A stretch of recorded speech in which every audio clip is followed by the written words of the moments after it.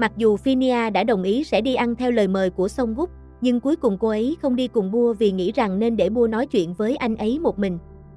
Có lẽ sẽ biết được điều gì đó tốt hơn. Cô ấy chỉ đợi bên ngoài, trong chiếc xe hơi màu đen. Nghĩ đến lúc Bua xin phép cô ấy, Phinia không thể không mỉm cười. Có lẽ Bua sợ rằng cô ấy sẽ hiểu lầm. Đó là một dấu hiệu tốt, giống như nỗ lực của Phinia đang có kết quả. Cô chắc chắn ổn chứ? Phinia hỏi lại trước khi đổ xe. Nếu muốn tôi đi cùng thì cứ nói. Không sao đâu. Bua đáp. Tôi ổn, chỉ đi ăn thôi mà. Nếu thấy không ổn thì ra ngay nhé. Vâng, Dr. Finn. Bua đáp lại một cách chắc chắn khi xe dừng lại. Bua nhích lên và đặt một nụ hôn nhẹ lên má Phinia. Cảm ơn nhé. Rồi cô xuống xe. Người bị bất ngờ chỉ có thể chạm tay lên má nơi vừa bị hôn và không thể không mỉm cười. Cô ấy và Bua đã đi quá xa, nhưng tại sao chỉ một nụ hôn má lại khiến Phinia cảm thấy mất kiểm soát đến vậy? Có lẽ đó là điều mà những người bắt đầu nghiêm túc trong mối quan hệ làm với nhau, như khi Bua xin phép cô ấy trước hoặc như hành động của Bua vừa rồi. Hoặc có lẽ đó là dấu hiệu rằng Bua đã bắt đầu tin tưởng cô ấy. Nghĩ vậy, Phinia thở phào nhẹ nhõm. Trong nhiều tháng qua, đã có rất nhiều chuyện xảy ra kể từ khi cô ấy trở về quê nhà, đặc biệt là những chuyện giữa cô ấy và Bua đã từng phản bội nhau. Mặc dù ban đầu mọi thứ có vẻ khó khăn, nhưng tình hình đã thay đổi. Giờ đây, từ bạn, không, thân, họ đã trở thành điều gì đó nhiều hơn thế. Bua bước vào nhà hàng với không khí yên tĩnh vào buổi tối thứ Sáu.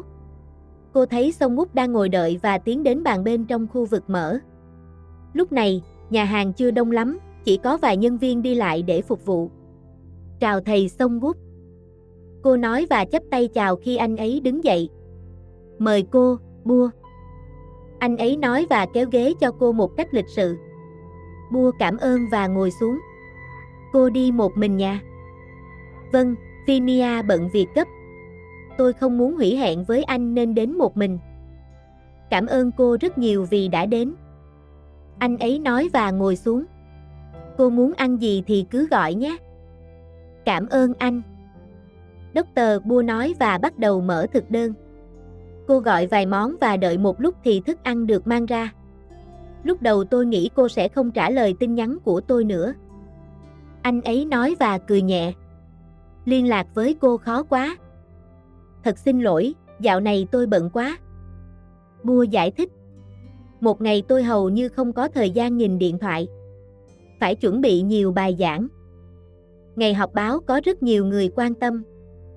Song Gúc nhận xét khi nhớ lại lần gặp Dr. Bua sau 1 năm. Và ở viện cũng có nhiều mẫu vật.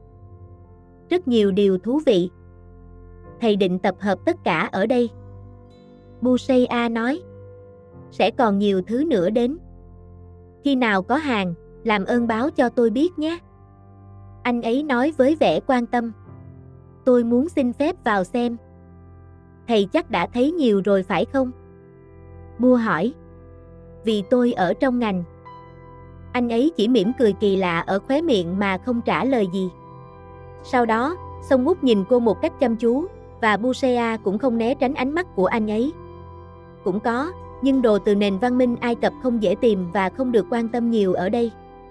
Hiếm khi có ai hỏi đến. Anh ấy nói một cách dè dặt. Vậy Dr. Phinia có muốn bán chiếc scarab đó không? Lần này Buseya làm ra vẻ suy nghĩ.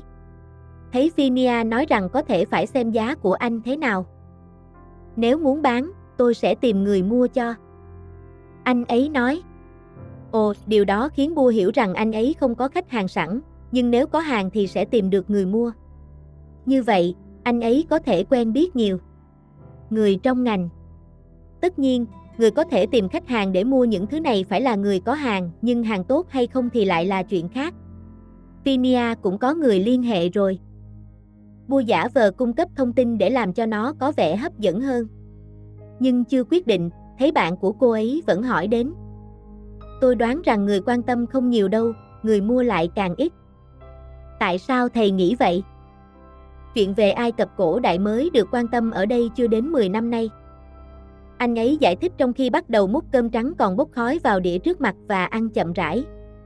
Đó là sở thích khá đặc biệt.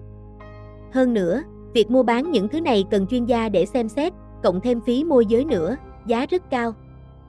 Tôi không biết rằng ở nước mình có người quan tâm đến những thứ này. Cũng có đấy. Anh ấy trả lời đơn giản. Càng bí ẩn, người ta càng thích, nó có vẻ linh thiêng. Đúng vậy. Dr. Bua nói và cười. Tôi không biết nhiều vì không ở trong ngành này. Anh ấy chỉ gật đầu. Vậy những thứ khác ngoài Scarab có được mua bán không? Bua hỏi tiếp với vẻ tò mò. Cũng có. Anh ấy nói trong khi múc một con tôm lớn trong nồi canh chua vào bát nhỏ và đưa cho cô. Tại sao cô hỏi vậy? Tôi cũng không biết nhiều. Dr. Bua nói. Nhưng thấy Phinia có mang về nhiều đồ từ Ai Cập nên nghĩ rằng có thể cô ấy muốn bán. Vậy sao? Song Wook nghe thấy, ánh mắt sáng lên và cố gắng giấu sự phấn khích. Tại sao Dr. Phinia lại có những thứ này? Trước khi về đây, Phinia vừa trở về từ Ai Cập. Bua trả lời. Vậy sao? Đúng vậy. Dr. Bua đáp. Vậy Dr. Phinia chắc là quen biết rộng. Thấy cô ấy nói cũng khá nhiều. Phinia đã ở Ai Cập 6 tháng. Ồ, anh ấy thốt lên. Thật là một người thú vị. Thật tiếc là Phinia không đến. Bua nói. Cô ấy chắc sẽ nói chuyện với thầy Song Wook tốt hơn tôi. Cô Bua có thể hẹn Dr. Phinia cho tôi một lần được không? Để tôi hỏi xem, nhưng chắc không có vấn đề gì. Tin tốt thầy Song Wook quan tâm đến cô ấy. Hử? Lời nói đó khiến người đang ngồi uống đồ uống có cồn màu vàng trong lon trắng trong phòng của Busea ngẩng đầu lên nhìn Bua sau khi kết thúc bữa ăn với Song Wook. Anh ấy quan tâm đến cô, bảo tôi hẹn cô cho anh ấy. Bua nhắc lại trước khi ngồi xuống và mở một lon đồ uống khác. Dr. Finn luôn có sức hút, ngay cả khi không nói chuyện cũng có người hẹn ăn cơm. Sau đó, cô trêu chọc và cười tươi. Im đi, Bua. Phinia quát và nhăn mặt. Tại sao, tôi nói gì sai à? Cô đã nói gì để anh ấy hẹn tôi? Tôi không nói gì cả. Mỗi lần cô nói giọng cao với tôi là có chuyện. Thật mà.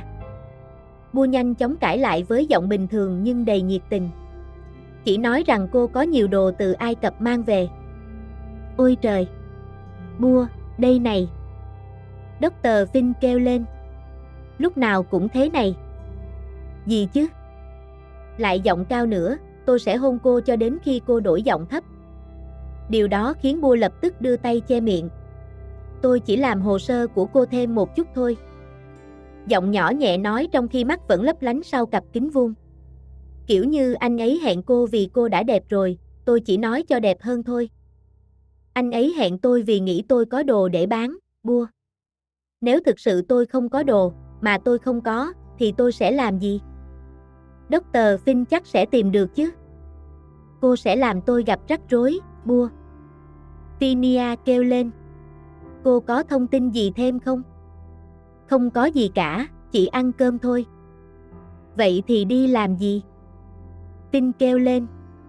Tôi đã để cô đi ăn cơm với anh chàng gần 2 tiếng mà không được gì. Vậy thì tôi tự mời cô cũng được, không có sức hút gì cả.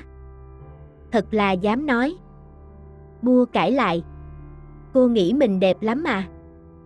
Chuyện đó đừng nói. Không cần nói. Bua nói trước khi người kia quay lại nhìn cô. Cuối cùng cô có đi không? Đi cùng nhau đi, tôi cũng muốn biết người đến tán cô giỏi đến đâu. Anh ấy có thể đổi ý sang cô cũng được. Busea nhận xét.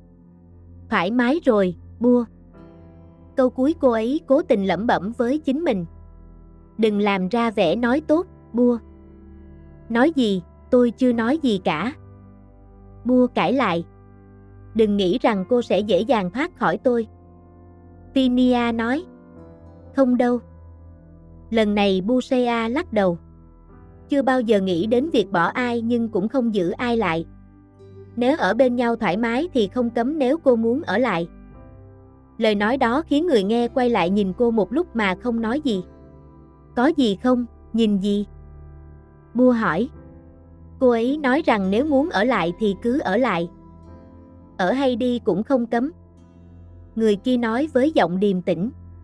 Trong tình huống này, tôi không muốn lợi dụng cô, nhưng cũng phải nói rằng tôi không muốn có ai khác thay thế cô. Điều đó khiến Phinia mỉm cười rộng, trước khi Bua ngã người dựa vào sofa và đưa một tay lên chạm vào bên mặt của Finn. Dù sao đi nữa, tôi cũng muốn cô hạnh phúc, Finn. Vậy sao cô biết tôi không hạnh phúc? Phinia đáp lại. Nếu việc cô ở đây là vì cảm giác tội lỗi với những gì cô đã làm với tôi, thì hãy ngừng suy nghĩ như vậy. Có thể có cảm giác tội lỗi mà cô nói. Giọng trầm của Phinia vang lên nhẹ nhàng. Nhưng còn có lý do khác nữa. Cô định đánh lưng tôi à? Dù câu hỏi có vẻ như mang theo sự nghi ngờ, nhưng khi nói xong, Bua cười nhẹ, cho thấy đó chỉ là lời trêu chọc. Lưng cô để làm việc khác tốt hơn là đánh. Phinia nói. Tôi cảm ơn cô vì tất cả. Cô gần như khiến tôi không nhận ra Phinia đó nữa. Đừng nhớ đến cô ta. Dr. Finn nhanh chóng nói. Không sao đâu. Buseya đáp lại. Phinia đó đã làm cho cô trở thành người này. Bua. Tôi nói thật. Giọng nói chắc chắn. Dù lúc đó tôi muốn đập mặt cô ta khi cô ta khiến tôi bị điều tra về đạo đức. Nhưng ai cũng có lúc không thích ai đó trong cuộc đời. Lúc đó, tôi ghen tị với cô, Bua. Ghen tị vì sao? Vì giáo sư luôn gọi cô. Phinia giải thích.